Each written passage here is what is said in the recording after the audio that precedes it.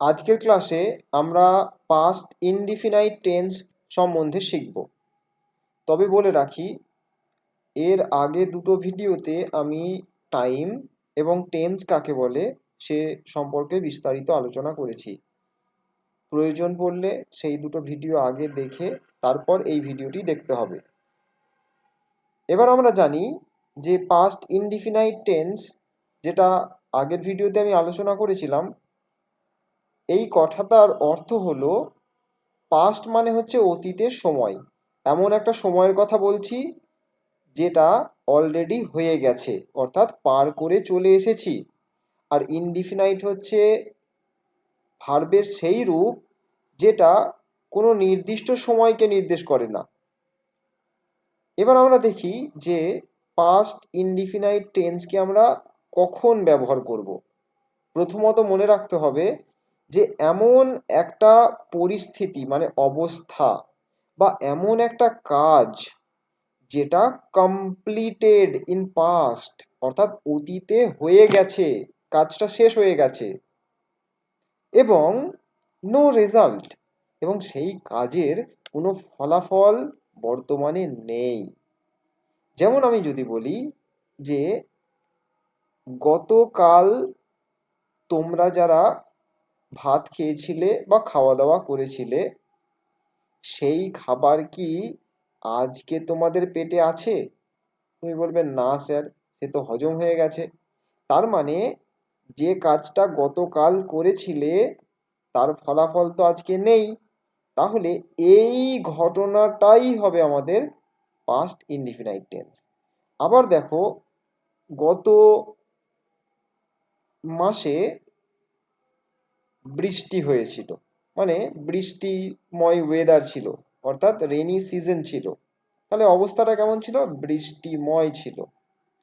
কিন্তু বর্তমানে আমি দেখছি বর্ষা শেষ হয়ে গেছে, শরৎ চলে এসেছে, এরপরে দেখবো হেমন্ত ঢুকে যাবে।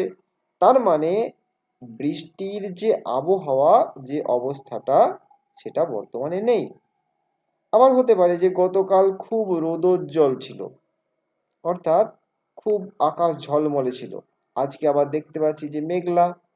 তাহলে এই যে গতকালের যে পরিস্থিতিটা, সেটা কিন্তু বর্তমানে নেই।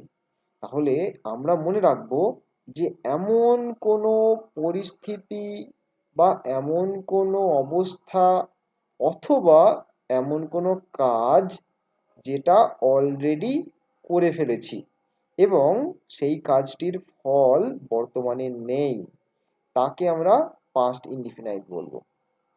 এছাড়া আমাদের আরেকটি কথা মনে রাখতে হবে যে কাজটি বা অবস্থাটা হতে পারে ওয়ান টাইম অথবা ফ্রিকুয়েন্ট। ওয়ান টাইম মানে হয়তো একবারই হয়েছিল।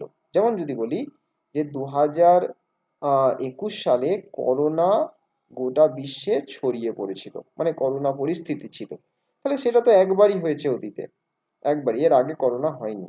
তাহলে আমরা যদি বলি যে সেই পরিস্থিতিটা একবারই এসেছে। আবার এমন কোনো পরিস্থিতি যেটা আগে প্রায়ই হতো, এখন সেটা হয় না, যদি আমি এমন কোনো পরিস্থিতির কথা বলি, সেটাও কিন্তু পাস্ট ইনডিফিনাইটকেই বোঝাবে। যেমন আমি বলি, আগেকার দিনের মানুষেরা টেলিগ্রাম বলে একটি যোগাযোগের মাধ্যম ব্যবহার করত। বা আমরা যে বাড়িতে দেখবো ল্যান্ড ফোন ছিল না, বা সিডি ক্যাসেট যেটা, তো সেই সিডি ক্যাসেট বা টেপ রেকর্ডার, এগুলো আমরা আগে ইউজ করতাম, ব্যবহার করতাম, কিন্তু এখন করি না।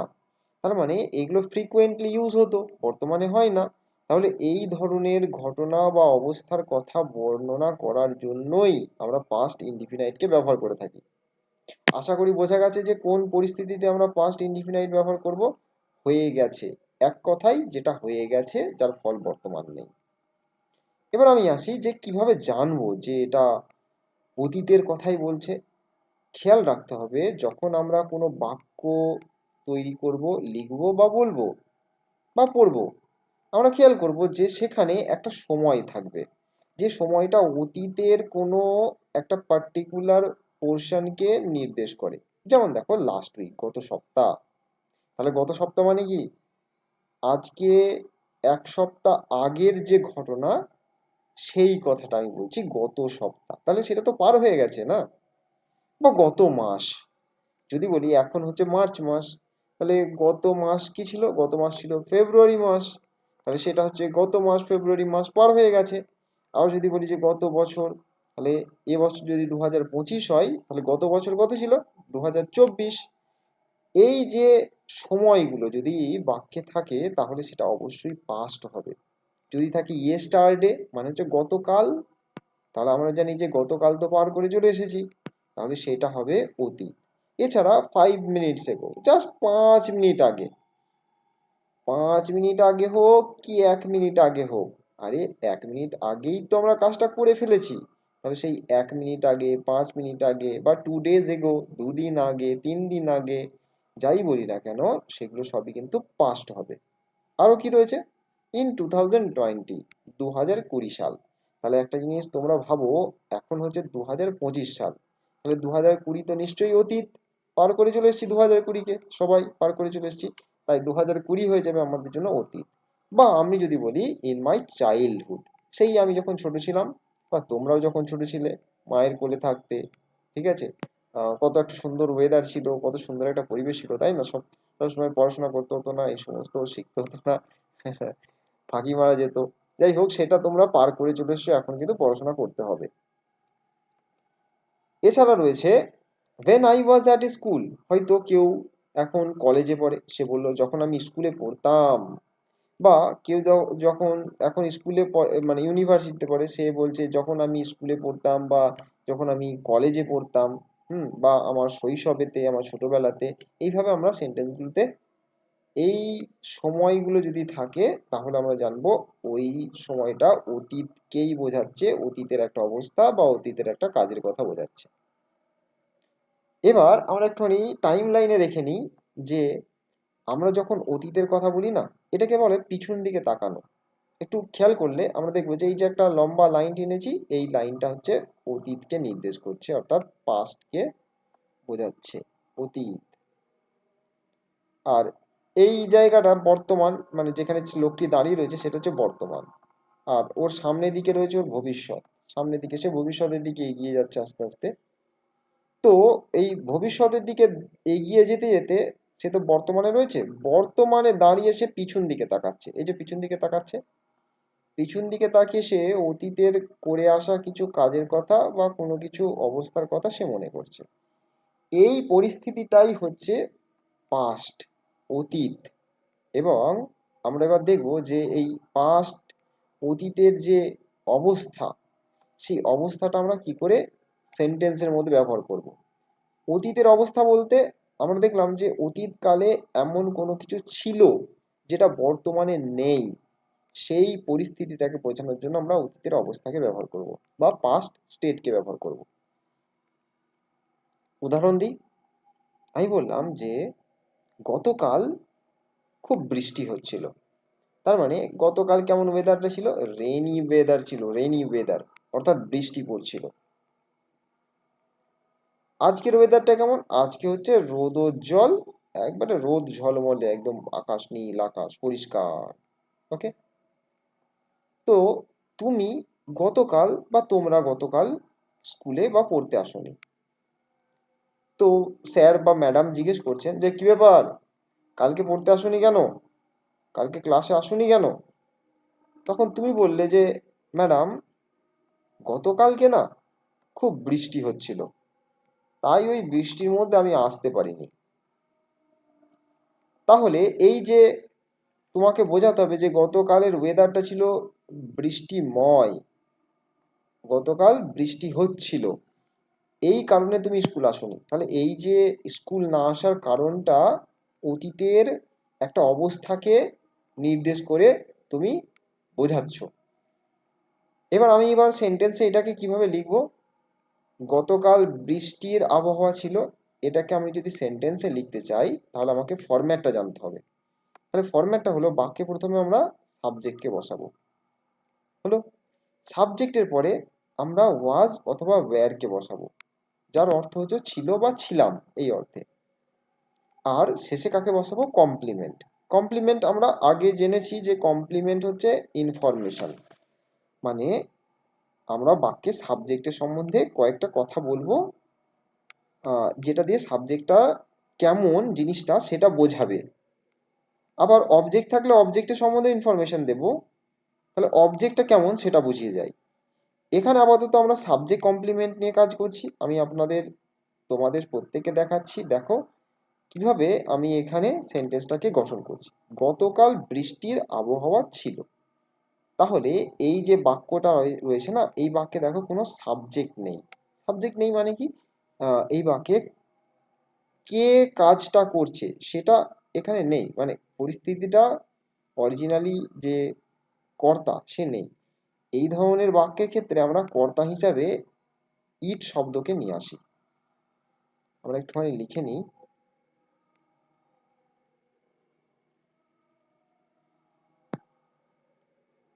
সাবজেক্ট হিসাবে আমরা তাহলে কাকে দেব, আমরা দেব ইট। ইট, আচ্ছা ইট তো লিখে দিলাম। এবার কাকে দেব, এবার আমরা জানি হয় ওয়াজ লিখবো না হলে ওয়্যার লিখবো। আমরা দেখতে পাচ্ছি এখানে ছিল, ভার্বটা হচ্ছে ছিল। তাহলে ইটের সাথে তো ওয়্যার বসে না, ইটের সাথে তো ওয়াজ বসে। তাহলে আমরা কাকে লিখছি, ইট ওয়াজ। ইট ওয়াজ মানে এটা ছিল। এবার কেমন ছিল, বলছে বৃষ্টির আবহাওয়া। তাহলে বৃষ্টির আবহাওয়া ইংরাজি কি, এইখানে হচ্ছে বৃষ্টির আবহাওয়াটা কি, কমপ্লিমেন্ট। তাহলে আমরা কমপ্লিমেন্টের জায়গায় লিখে দিই বৃষ্টির আবহাওয়া, অর্থাৎ rainy weather. Rainy rainy weather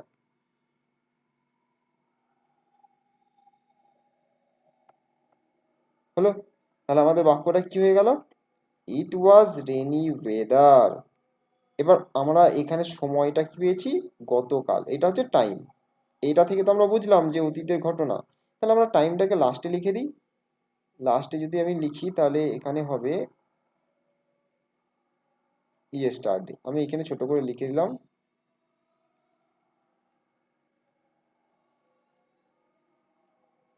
yesterday. তাহলে কি হলো, ইট ওয়াজ রেনি ওয়েদার ইয়েস্টারডে। গতকাল ছিল কি, বৃষ্টির আবহাওয়া। তাহলে বোঝা গেল যে গতকাল বৃষ্টির আবহাওয়া ছিল, তাই আমি ক্লাসে আসিনি। কিন্তু আজকে কেন এসেছি, কারণ আজকের ওয়েদারটা হচ্ছে রোদোজ্জ্বল বা রোদ ঝলমলে ওয়েদার, তাই এসেছি। তাহলে গতকালের যে পরিস্থিতি, অর্থাৎ এই বৃষ্টিময় পরিস্থিতিটা আজকে নেই। আমি প্রথমেই বলেছিলাম যে অতীতের একটা এমন অবস্থা যেটা বর্তমানে আর নেই। তাহলে দেখো গতকাল বৃষ্টি হচ্ছিল, আজকে কি, আজকে রোদ বেরিয়ে গেছে, তাহলে গতকালের বৃষ্টির আবহাওয়াটা আজকে আর নেই। তাহলে সেই পরিস্থিতিটা বোঝানোর জন্য আমরা পাস্ট স্টেট বা পাস্ট ইনডিফিনাইটের এইভাবে সেন্টেন্সে ব্যবহার করব। এরপরে আরেকটা বাক্য বলছো যে গতকাল বৃষ্টির ওয়েদার ছিল, স্যার বললেন বা ম্যাডাম বললেন তাহলে ছাতা নিয়ে আসোনি কেন। তুমি বললে, আরো আরো অজুহাত তোমরা দাও তো সবসময়। তো তুমি আরো বললে যে স্যার কি আর বলবো, আমিও অসুস্থ ছিলাম। তাহলে গতকাল বৃষ্টি হচ্ছিল এবং আমি অসুস্থ ছিলাম। তাহলে এই যে আমি অসুস্থ ছিলাম, এটাও দেখো অতীতের একটা অবস্থাকে বোঝাচ্ছে।